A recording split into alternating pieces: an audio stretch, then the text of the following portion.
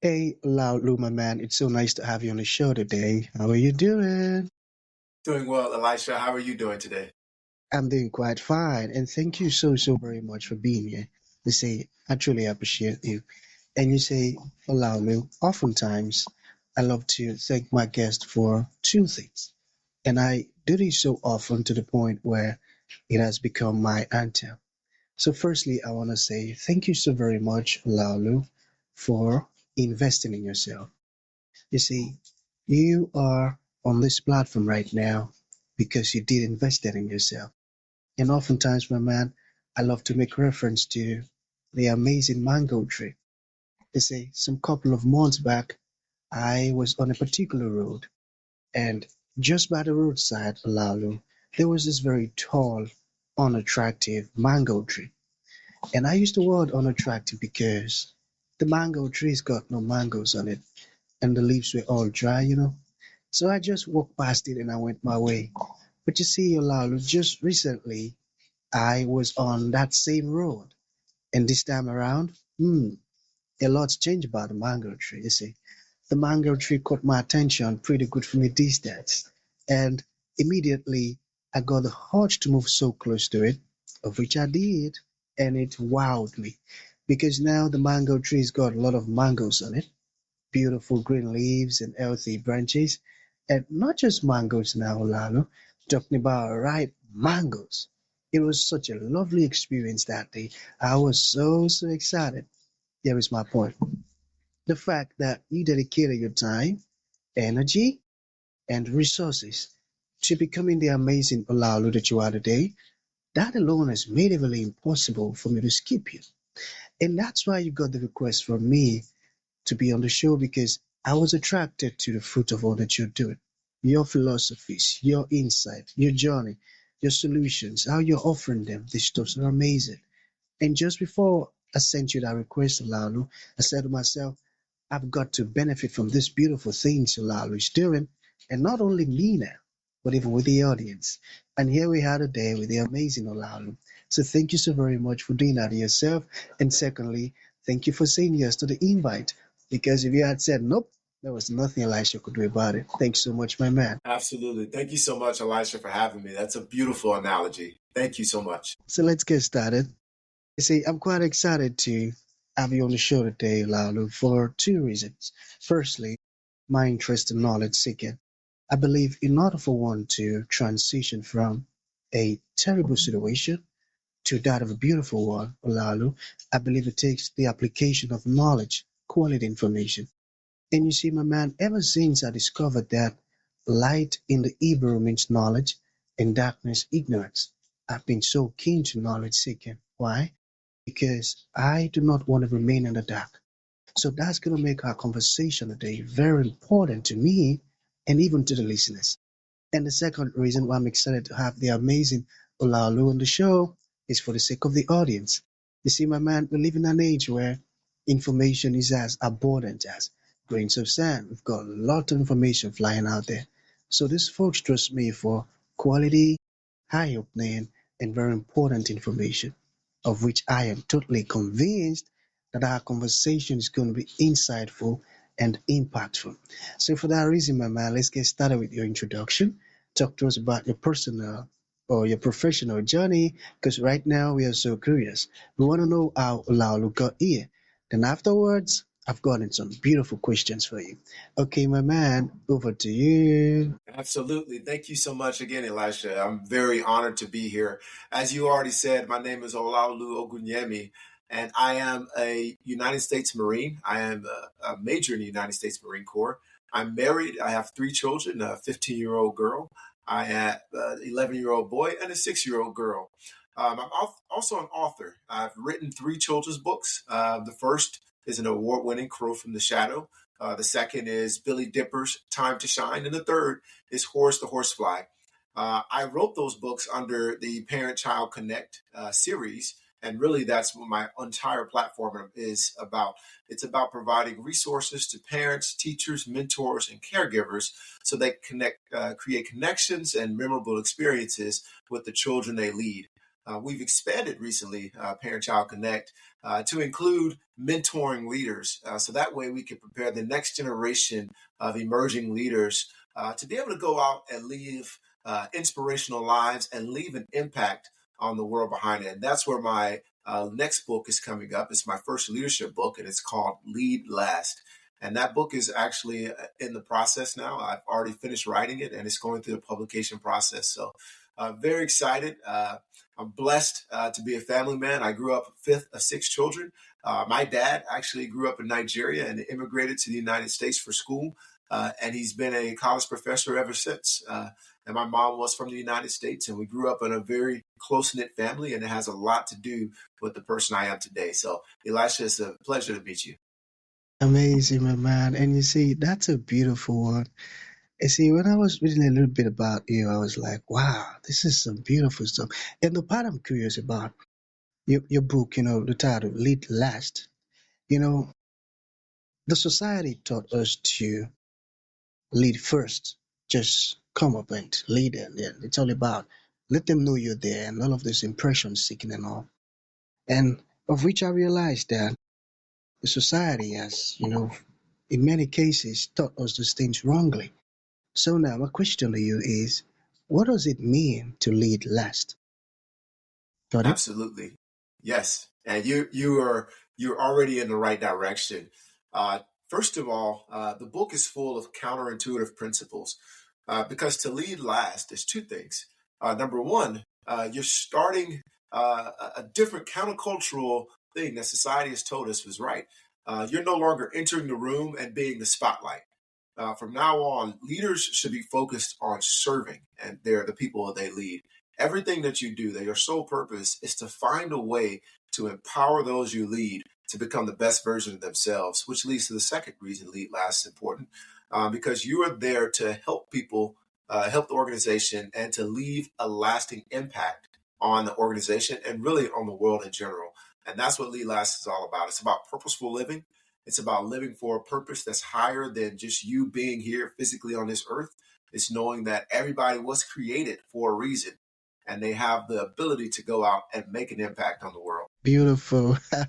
I love that. And you see, I feel like that aspect of leading is really missing in many leaders today. So let's talk about the importance. All right. So why is it important?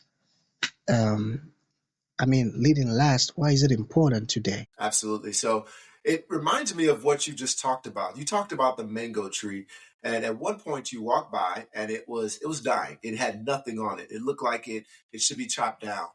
And then you went by that mango tree again and it looked like it was full of life.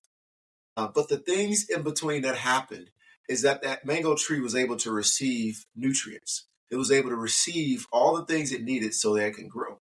And that's why lead last is important. It's about learning how to go out and not only pour into somebody else so that way they can be just like the mango tree and maybe they're dying or maybe they need the nutrients and maybe you can now pour into them all the things you've learned and now, vice versa, you should now be trying to get things poured into you. And that's really where it starts. It starts with our ability to realize that we need nourishment. We need to find ways to feed our spiritual, physical, mental, and emotional health to ensure that when we are bearing fruit, or no matter what season we're in, we're finding a way to bear fruit, like your beautiful mango analogy. So that's what Lead Last is all about. It's about finding ways to find nourishment yourself and then push that nourishment onto others so we all grow into stronger, again, in your analogy, mango trees. So true. And that's a beautiful one. Thank you for explaining it that way. I got that. So let's get personal a bit, okay? So what changed your life's direction? Yeah, so there's a few things. Number one, I was raised in a Christian household. I was raised by faith. My father and my parents ensured that we had spiritual health, and I've always believed in living for a purpose that's bigger than me. So when I met hard times, when I failed, one in particular is when I joined the Marine Corps and I went to officer candidate school and I tried to get over the first bit of obstacles and things of that nature. Physically, I was fine, but I started making mistakes academically. And I never struggled with academics growing up, but for some reason I started making mistakes academically, so much so that I almost failed. And I believe the idea of public failure for all of us is so embarrassing that it could almost break us. And I learned that the failures that I had, especially early in the Marine Corps, were not indicative of my future. And that's what the turning point was. It was me learning to look at all the situations that life has, and whether it's failure, whether it's rejection, because when you're publishing books, there's a lot of rejection involved, whether it's rejection or whether it's just, you're not having a good day, or it seems like things aren't going well. My son at one point was diagnosed with complex partial epilepsy. And it just seemed like things were just not going well. But the turning point for me was learning how to shift my perspective of those things. I like to tell people that life is like a weight room. It's full of things that could either crush you or make you stronger, but it depends on your perspective of those things. And so that resistance that we have in life, all those things that are coming against us that seemingly are going to tear us down and not help us get back up, that can also help to build your muscle and build your strength. So that was a turning point in my life, learning that lesson through hard times and through failure and rejection, learning that all those things were a setup for the next thing that could come in my life, which could lead to success. Hmm, hmm. Like a stepping stone to greatness, to success. I got that. Shifting your perspective. That's a beautiful one, my man. You've got some incredible insight. I love it. So, what about this one?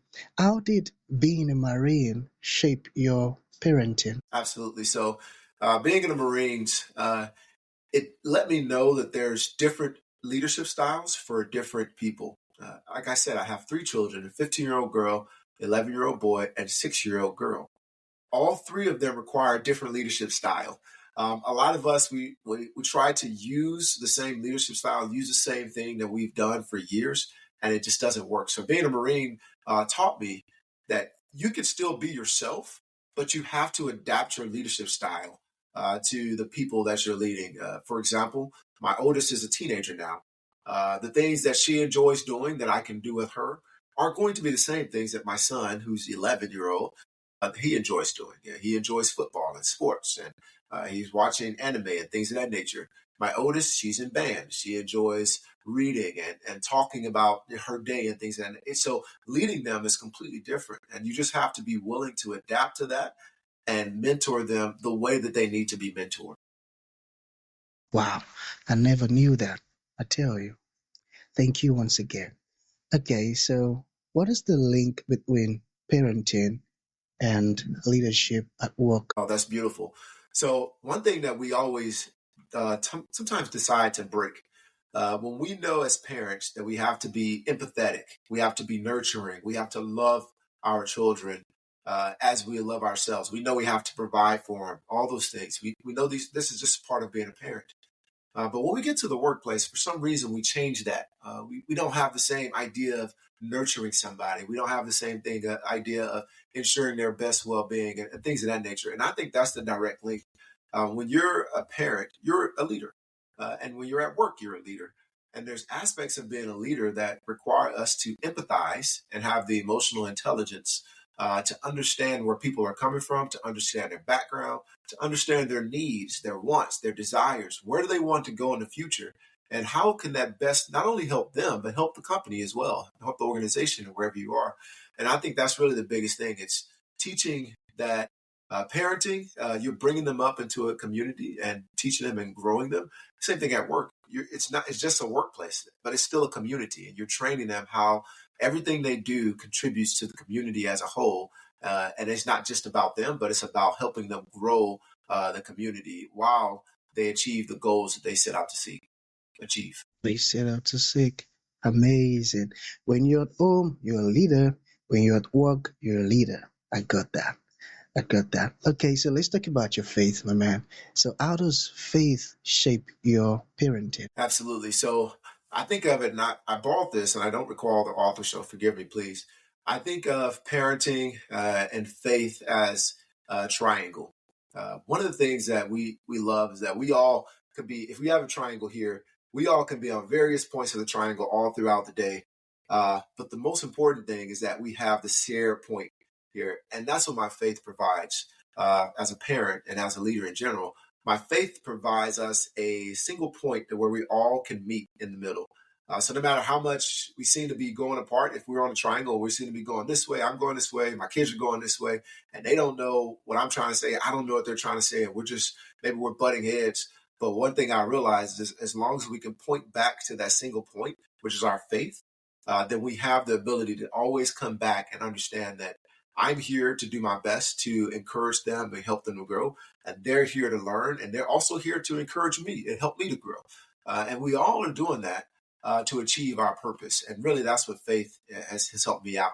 It's helped me realize that it's not just about individual moments. It's about finding ways for us all to come back to the point to where we are serving a higher purpose. My network went No off. problem. Okay, so No we have problem. two more. Okay, so let's talk about your approach. All right. So, how do you help families beyond just inspiration? Absolutely. So what we do is provide resources. So on the website, parent-child-connect.com, we have a section for free resources. And what that is it provides things that you can take, that you can actually write down, print off, and journal, and help yourself through your physical, mental, emotional, and spiritual health, help you to build yourself. So these are actual tools that you can take and use for yourself, and then take and use with your children as well. We also offer the YouVersion Bible app, where this is again an opportunity for you to. I offer plans through the YouVersion Bible app, where you have an opportunity to download the plans and build your connection or your relationship with God if you happen to be a Christian, or whoever is out there listening. Also, we offer, of course, children's books. The children's books are available, but they have the same reason for you to sit down with your children, enjoy a read, and connect with them so that way you can grow the relationship. That's beautiful. That's beautiful. And that sounds very effective. Thank you for the beautiful stuff you're doing, my man. So, to bring this to an end, Laulu, what would you like to leave the audience with, like a final thought? And to those folks who would like to reach out to you, learn more about the beautiful stuff you're doing, or even ask you questions, or make a purchase of your book once it's out, how can that be possible? Absolutely. So the biggest thing is I want you to know that you are awesome. You are the ones who are sitting here listening and watching this podcast. Why? Because you're trying to take on the nutrients so you can grow. And I want to encourage you. Number one, you're doing a phenomenal job, and encourage you to continue to seek the guidance and continue to grow yourself intellectually and grow your knowledge, like Elisha talked about. For anybody who wants to reach out, you can find me. Anything that I have is all on my website at parent-child-connect.com. Anything that you want to see there, it has links to my books, which you can find on Amazon. It has free resources, it has YouVersion, there's the Ogunyemi Family Foundation, information about that. All of that's located on my website. Again, it's parent-child-connect.com. Beautiful. So that's going to be the end of the show, my man. Thank you for coming and thank you for, blessing us with this wonderful stuff. It means a whole lot, man. Thank you. Thank you. Yeah.